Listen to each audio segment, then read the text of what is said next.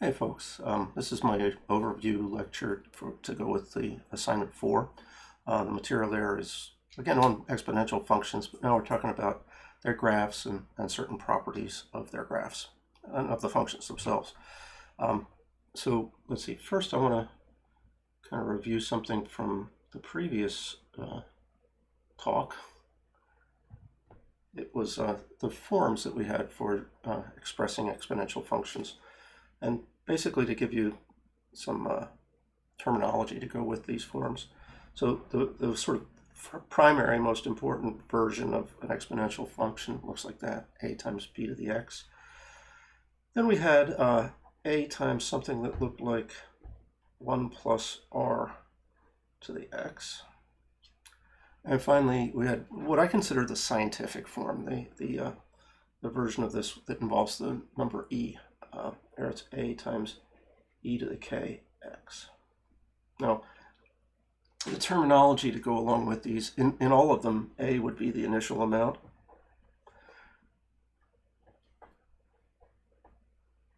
It's, well, it's also, in particular, it's the y-intercept.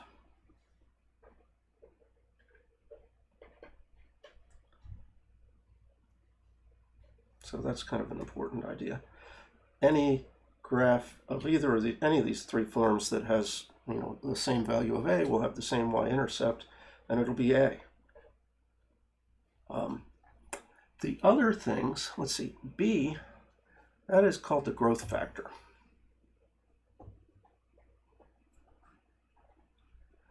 And 1 plus r, well, I don't really need to say 1 plus r, because 1 plus r is the same thing as b.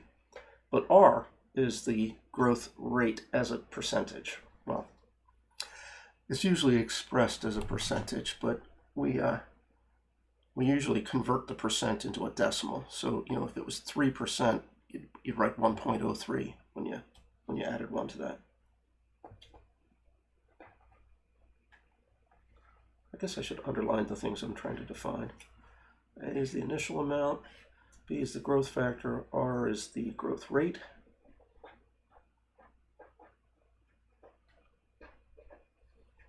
And then they use a term in the book that I've not heard used before. They call it the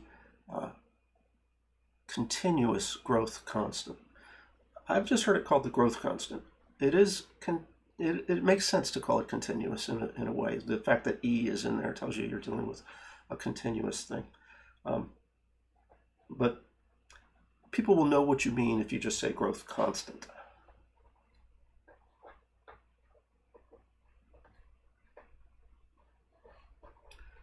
And I think people will know what you mean if you throw that modifier continuous in there as well.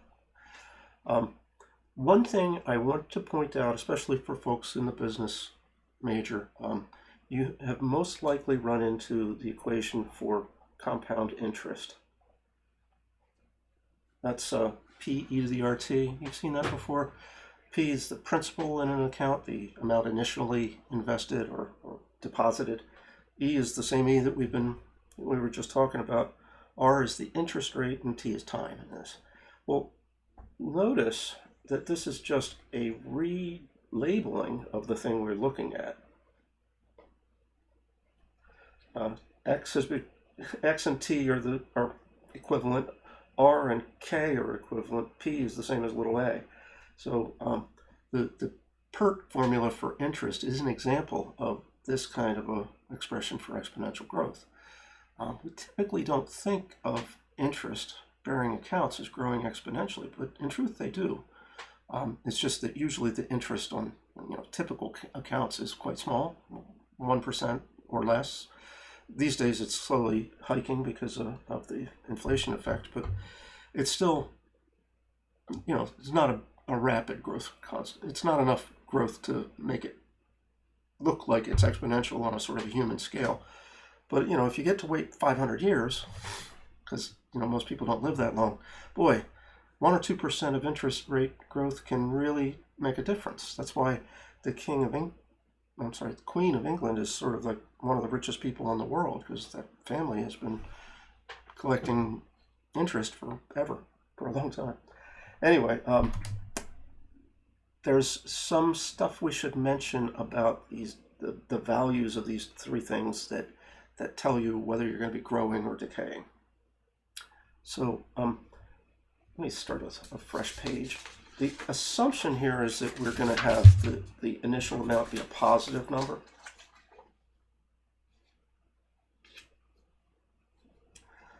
All right. You can work all this out separately if you assume a is negative. And of course, having a be 0 wouldn't make much sense, right?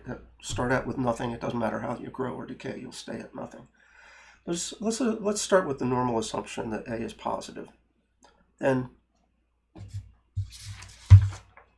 growth corresponds to, well, b being a number bigger than 1, or r being just positive.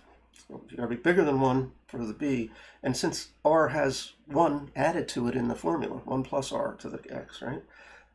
If r is just bigger than 0, that'll make the b be bigger than 1. I'm probably beating a dead horse here. The other thing, though, the k, that just has to be positive. Well, I guess it's kind of like r. And in fact, if you think of the PERT version of this stuff, I've written under my own image. Here we go. If you think of the PERT version of this, k being the same as interest rate, then positive interest rate means growth. Negative interest rate means decay or decline. So yeah, that all makes sense, I hope. Decay, on the other hand, would be, how would that play out? Decay, well, one thing that doesn't make sense for b is for b to be a negative number, or 0 for that matter. But if b is in between 0 and 1, that's the realm where you're dealing with decay. And that is the same as r being a negative value. And that is the same, really, effectively the same as k being a negative value. All right. We got to talk about asymptotes. So to talk, a funny word, asymptotes. It's got a P in it. Most people don't hear the P, but asymptotes is how it's spelled. Let's see, I'm going to show you the iPad, or the GeoGebras thing. I've preloaded this with a couple of different graphs. Whoops, I haven't transitioned to it, sorry. There you go. I've preloaded it with a couple of different graphs, and let's turn one of them on. Now, that graph is not the kind of thing we've been looking at. It's got x plus 1 in the numerator, x minus 1 in the denominator. That's called a rational function. But rational functions is a place where you see asymptotes.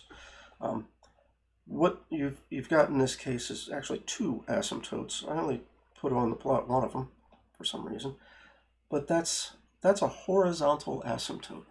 Often when people see, we'll just write HA for that. Horizontal asymptote. What the heck does that mean? An asymptote is a generally simpler thing, which a more complicated thing is approaching as x values get large. So if we move way down the axis here, you see how the blue graph is getting closer and closer to the red graph. That's what asymptotic behavior is all about. Where the red line, it's the line y equals 1, is an asymptotic. Sorry, it's an asymptote for the blue graph, which has much more complicated structure. There's also, in this case, there's a vertical asymptote. I don't know if I can get it to plot this without failing, but it's at x equals 1.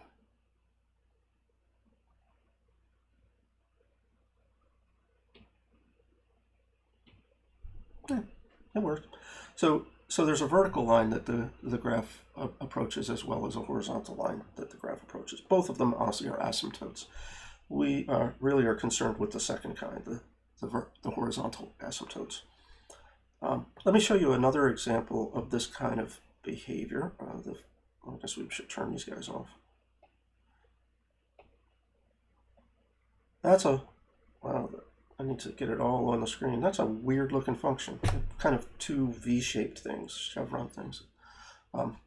they actually go off towards infinity in both directions, but we're just going to kind of look at it here near the middle.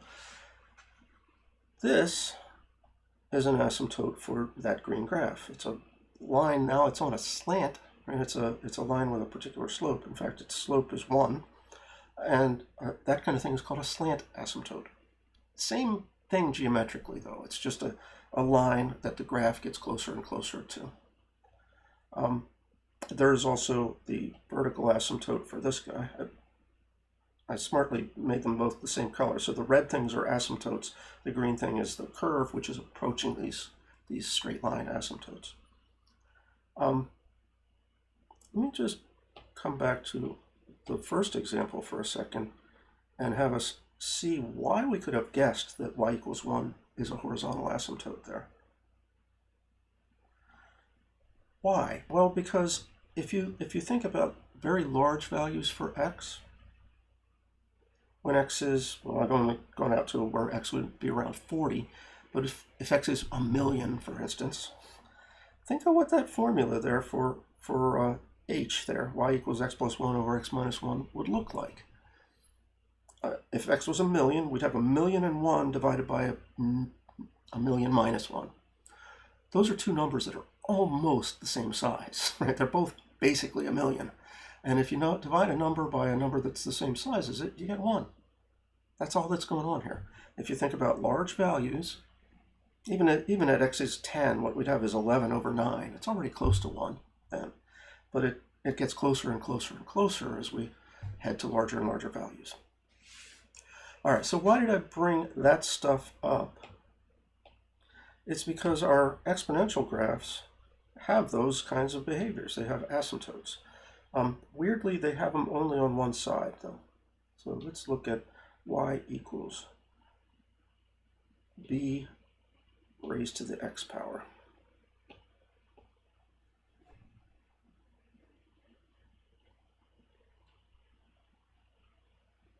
All right, now b is 1, so that's the case we don't want to deal with. Let me hit the home button to bring us back to the standard zoom. That's with b is 1.3. I just want to be a little bit of growth, so about, okay, 1.2, that's not bad. In this scenario, we have growth. If you head off into the positive x direction, the thing is heading towards infinity, right? But if you think about what happened in the past, or in negative x territory, if you were to be on this curve starting in the past, you could have had a very, very tiny value because the growth would eventually make you this size. So if we look along the negative x-axis, the value of the thing is getting closer and closer to 0. Well, that's perfect for a growth thing. What about if it was decay? In decay, I just want it to be a smallish, but not too small. All right, 0.8. That's a nice decay function.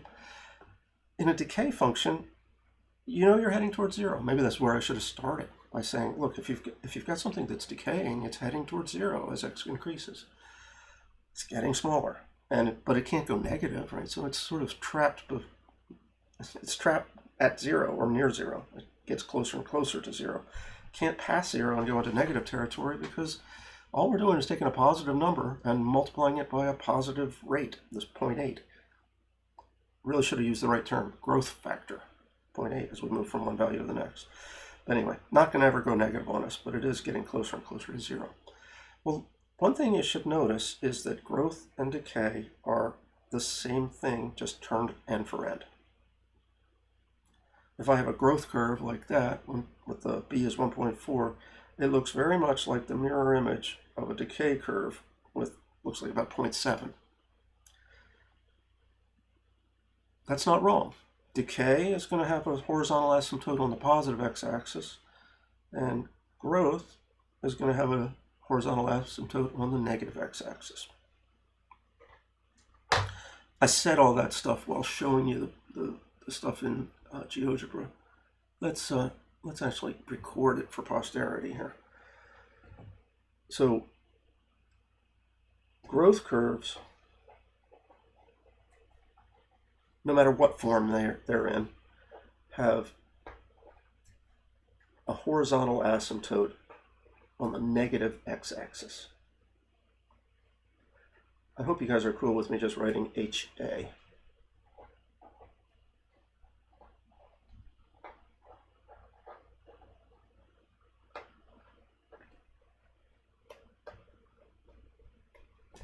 And decay curves, it's on the positive axis. Can I just do this kind of thing?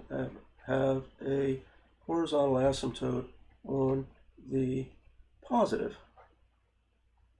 Same sentence with just decay replacing growth and negative being replaced by positive. Okay, so two last little tidbits to go through in this section.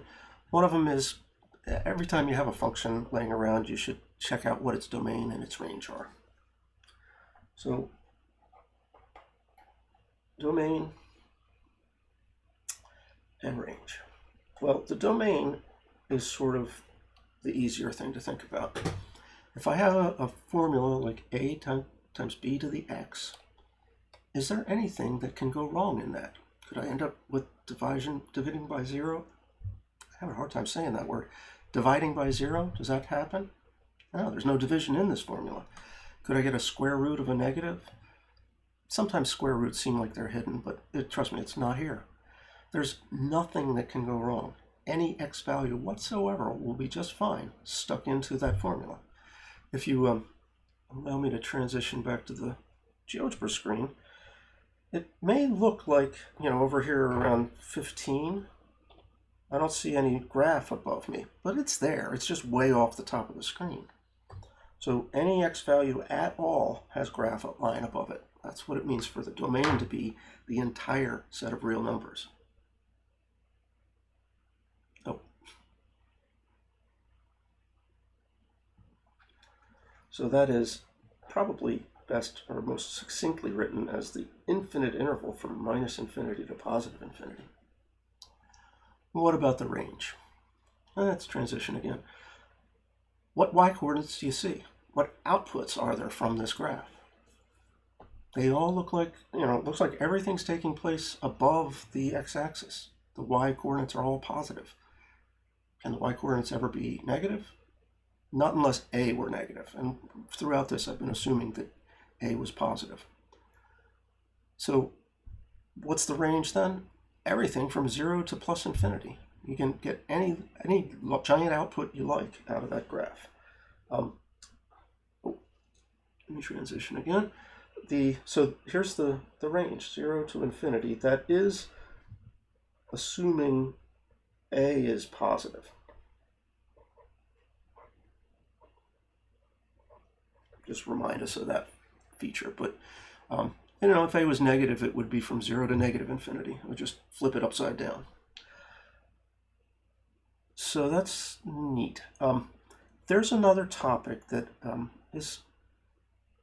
usually has been covered in the prerequisite course you have for this, but I'm worried that people aren't that familiar with it. When you need to figure out the inverse for a function, you first have to check this thing called the horizontal line test, HLT.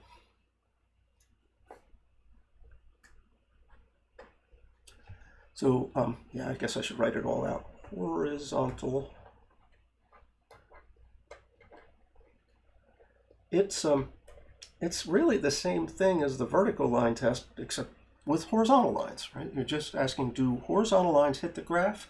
And if they hit it, do they hit it more than once? If they hit it more than once, you fail.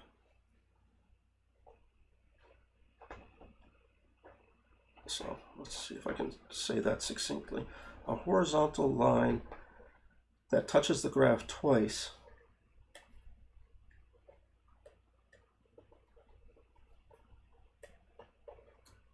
that's a fail.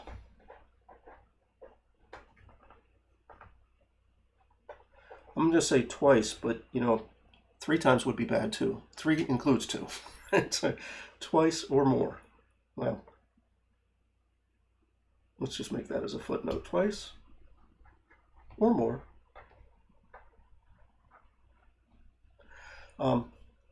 that's a fail in the horizontal line test.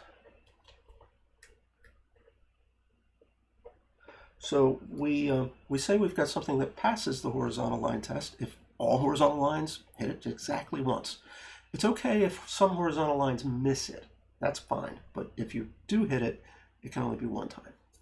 So let me transition back to the GeoGebra screen. Look at that graph. What do you think will be true about horizontal lines? If you have, well, let's put a horizontal line in here.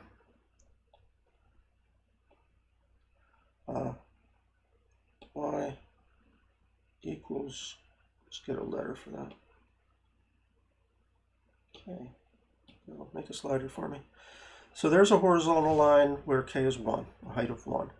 If I move into, well, if I get to 0, I can't quite make it be 0, but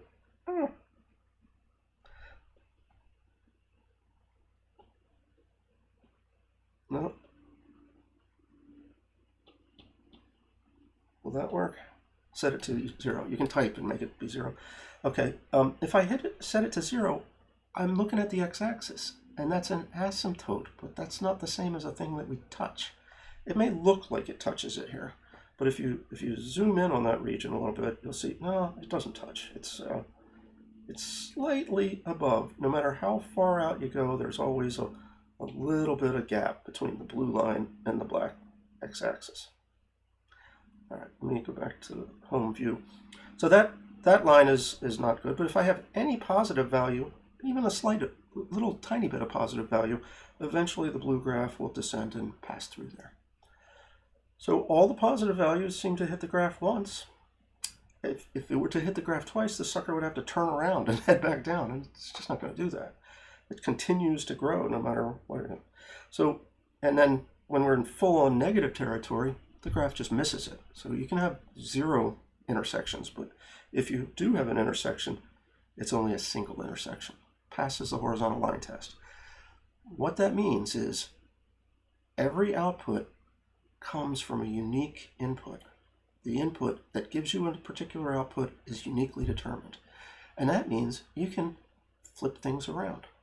The reason we have this horizontal asymptote, this horizontal line test, is if you exchange x and y, it becomes the vertical line test.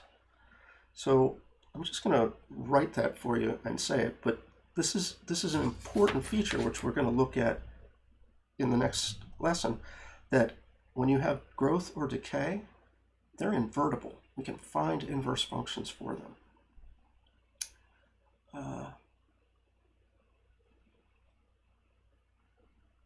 Let's get back to the writing on stuff screen.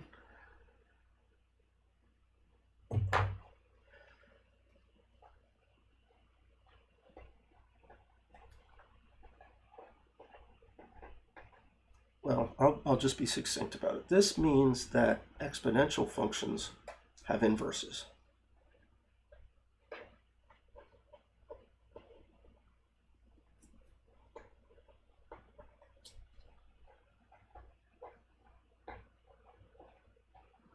I guess I kind of want to do one thing to convince you that actually makes sense. This horizontal line test business is important.